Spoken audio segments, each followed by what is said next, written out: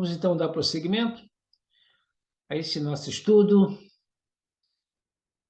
do livro Parábolas e Ensinos de Caibar Schutter.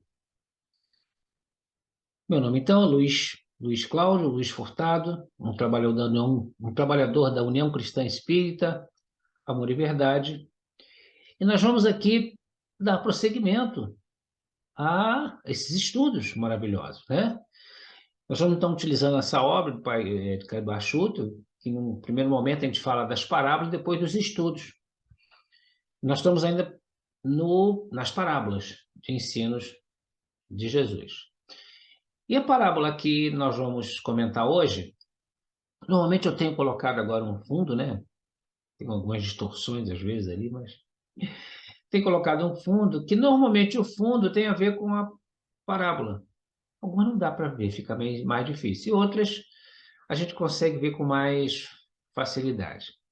Mas a parábola que eu quero trazer hoje é a parábola do servo vigilante. A parábola em si, ela traz umas certas alegorias, né? Como a gente sempre vê as passagens do mestre, e nós vamos exatamente falar isso dentro dessa nossa visão espírita. Eu vou utilizar também, como tem utilizado, como são vários Novos Testamentos, são várias Bíblias que existem, eu estou utilizando esse Novo Testamento com tradução de Haroldo de Herdutra. Então, de repente, quem for acompanhar vai ver que alguma coisa está diferente, mas é porque essa tradução que a gente está vendo que é uma tradução recente, é uma tradução que ele procurou ser muito singular, ser muito criterioso nas escritas. Então, ele está procurando utilizar essa escrita. E o trabalho que a gente vai fazer hoje, de Caibar, ela está em Lucas, capítulo 12, versículo de 35 a 40. Então, essa passagem, ela também é registrada por Mateus, que está no capítulo 24, né, versículo 45 e 51, e está também em Marcos 13, 35 e 37. Mas nós vamos nos guiar, então, como Caibar colocou, na descrição, né, na narrativa de Lucas. A narrativa não, o que ele coloca, que Jesus colocou.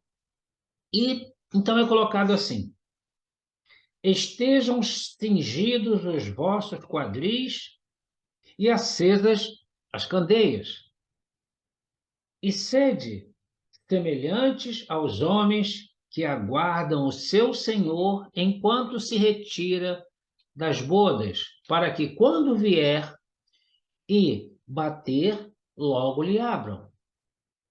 Bem-aventurados aqueles servos a quem o Senhor encontrar vigiando, quando vier. Amém vos digo que ele se cingirá, os fará reclinar, e passando ao lado deles, os servirá. Quer ele venha na segunda, quer na terceira vigília, e os encontre assim. Bem-aventurados são eles. Considerai isto: se o senhor da casa soubesse em qual hora vem o ladrão, não deixaria sua casa ser arrombada. E aí o último versículo, que é o 12:40. Também vós estejais preparados, porque na hora em que não pensas ou não pensais, vem o Filho do Homem. Então, a primeira leitura, né, ela dá uma simbologia, parece uma coisa assim, tanto quanto complicada, mas entendendo que Jesus sempre nos falou para o espírito e não simplesmente para a matéria.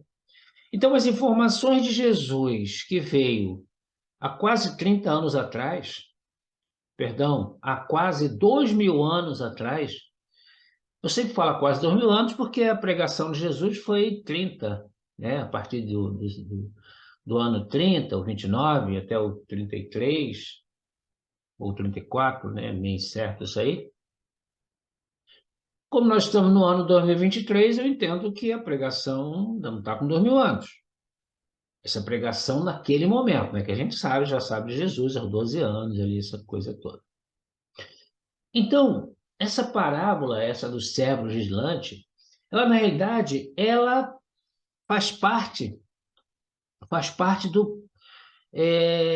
daquele sermão profético, né? Proferido por Jesus, próximo, bem quando estava chegando já ao final da sua missão. E naquela missão profética em que o mestre ele exorta todos os trabalhos, ele não exorta alguns trabalhos, ele exorta todos os trabalhos que são assim edificantes na prática do bem. Então, assim, já é um geral dessa parábola. Então, assim, aqueles trabalhos que são para o bem, trabalhos de iluminação, e, e também ele exalta essa vigilância constante que nós temos que ter. Ele recomenda para a gente o mantermos firmes na execução das tarefas. Porque se nós fizermos isso, mantermos firmes nessa tarefa, né, em benefício não só do nosso progresso, mas do progresso do nosso semelhante, principalmente, nós estaremos acompanhando esses ensinamentos. Nós estaremos realmente sendo os trabalhadores da última hora. E o que a gente observa muito é essa ausência na continuidade do trabalho. Às vezes as pessoas começam com uma energia que quer trabalhar, quer fazer tudo na casa espírita. Mas aí começa a vir as dificuldades, começa a vir os problemas. Isso faz com que as pessoas vão desanimando.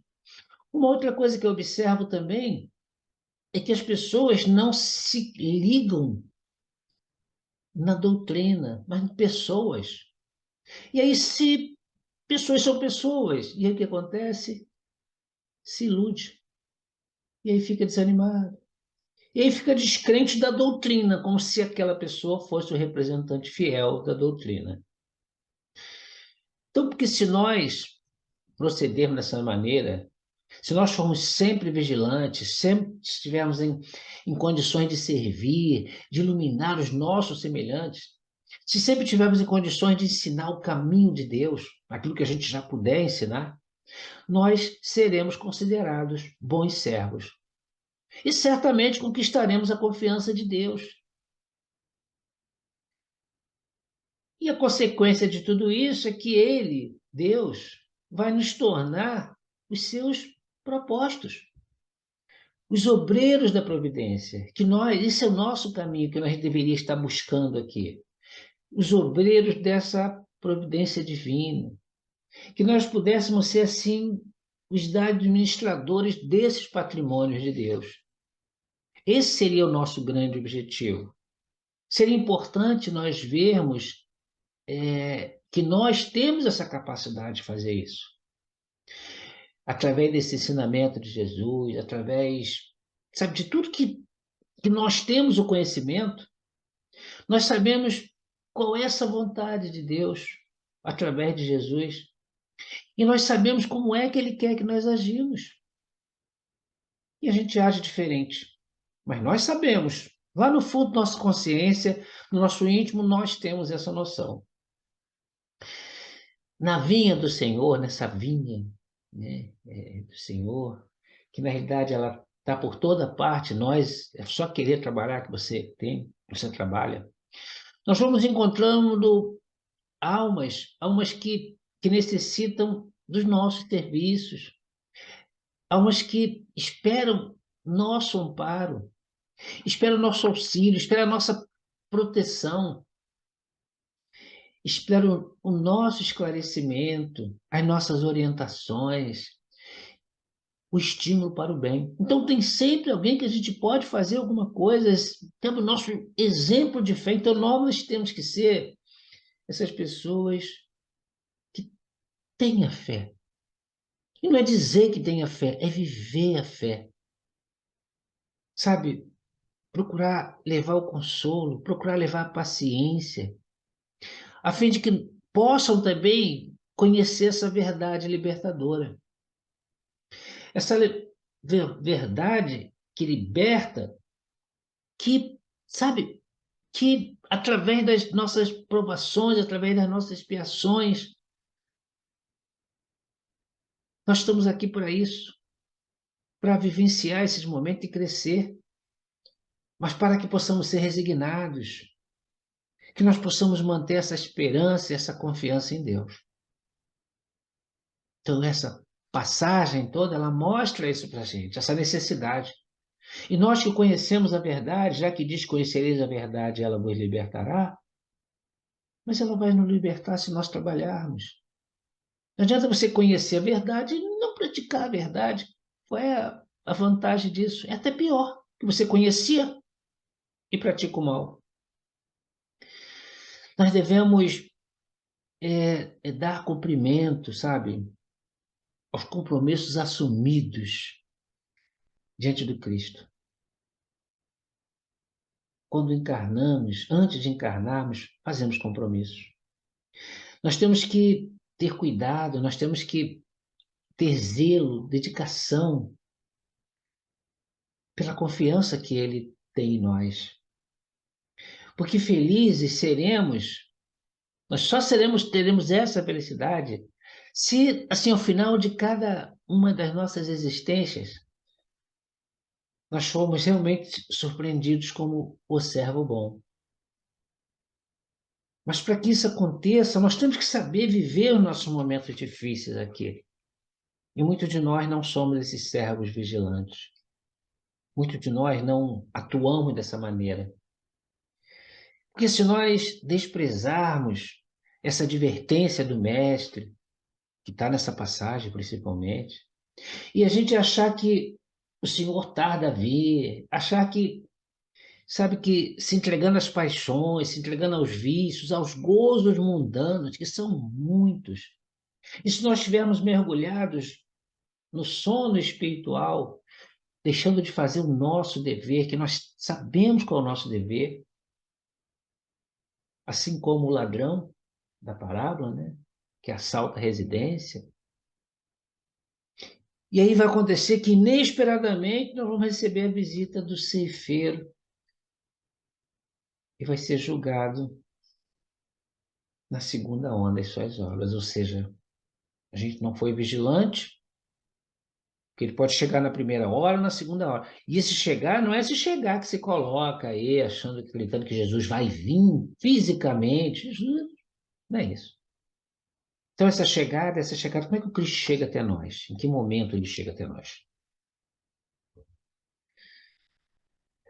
É interessante, mas aquelas pessoas que se entregarem, ou que se entregam à prática do mal, eles serão transferidos para as celas exteriores. Não tem como não acontecer isso. E já está acontecendo no nosso mundo atual. E aí a gente vai ouvir aquela frase: onde há choro, onde há ranger de dentes, e certamente vai sofrer as consequências da incúria, da desdita, dessa desídia da qual eles praticaram.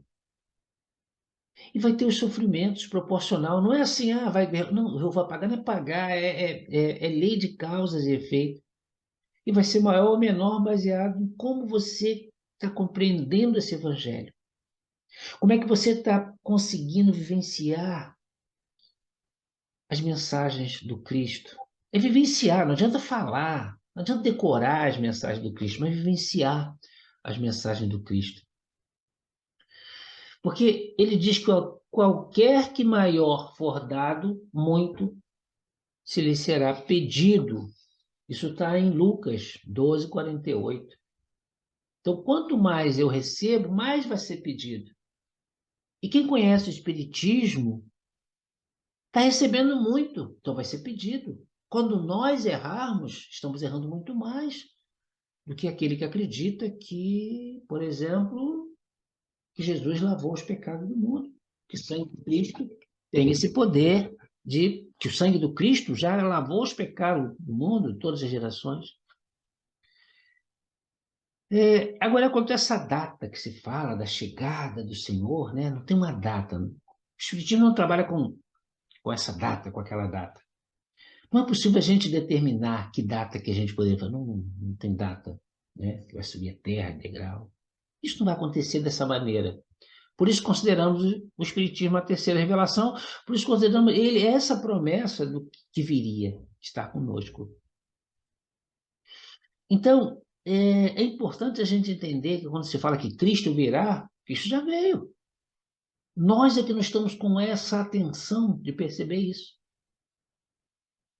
Então, nós não sabemos que hora é essa, porque essa hora é a hora que nós tomamos essa consciência, essa hora é a hora que nós, sabe, nos apercebemos, porque Cristo fala que a gente precisa estar atento. E Caibá, para não ficar tão extenso, Caibá ele vai encerrar no último parágrafo dele, ele diz assim: em linguagem evangélica, servo vigilante é o que estuda, é o que pesquisa, aclarando, perdão, é o que pesquisa, perquire e dá, não, e de candeia acesa, né, e de candeia acesa, isto é, com o entendimento aclarado pela compreensão dos fatos que observou e dos estudos que fez, ilumina os que lhe estão próximos, ensinando-lhes o caminho que vai ter até Deus. Essa é a mensagem final dele. Que não pode ser outro que o da caridade bem compreendida, como ensina o Espiritismo. Então, Caibá termina dessa maneira essa parábola do servo vigilante. E nós? Nós estamos sendo esse servo vigilante? Nós estamos conseguindo vivenciar esses momentos atuais? Momentos atuais que eu digo são momentos de dor, de luta para cada um de nós. Será que a sua casa, será que a casa do seu vizinho, dos seus parentes, será que não existe nenhum tipo de... Sabe, está todo mundo tranquilo, bem, não tem dor? Quando se liga uma televisão, você pega um celular, não vem mensagem de dor? Então, esses são os finais dos tempos. Que agora nós observamos, não que nunca teve, mas agora nós observamos. Mas nós estamos vigilantes diante disso? Nós estamos cumprindo e acompanhando as mensagens do Mestre? Que espíritas somos nós? Que trabalhadores da última hora somos nós que não estamos vigilantes? Vamos ficar vigilantes. Vamos entender que precisamos trabalhar, que precisamos estar em condições de, ao retornar ao mundo espiritual, a nossa casa, a nossa pátria, estarmos com a nossa bagagem, nossa mala cheia de boas atitudes. Boas atitudes, não é só boas intenções, boas atitudes. Então vamos em prol do Cristo, para auxiliá-lo nessa jornada, ser estes servos fiéis. Que a paz de Deus esteja conosco, com cada um de vocês também. Até o nosso próximo programa. Fiquem com Deus.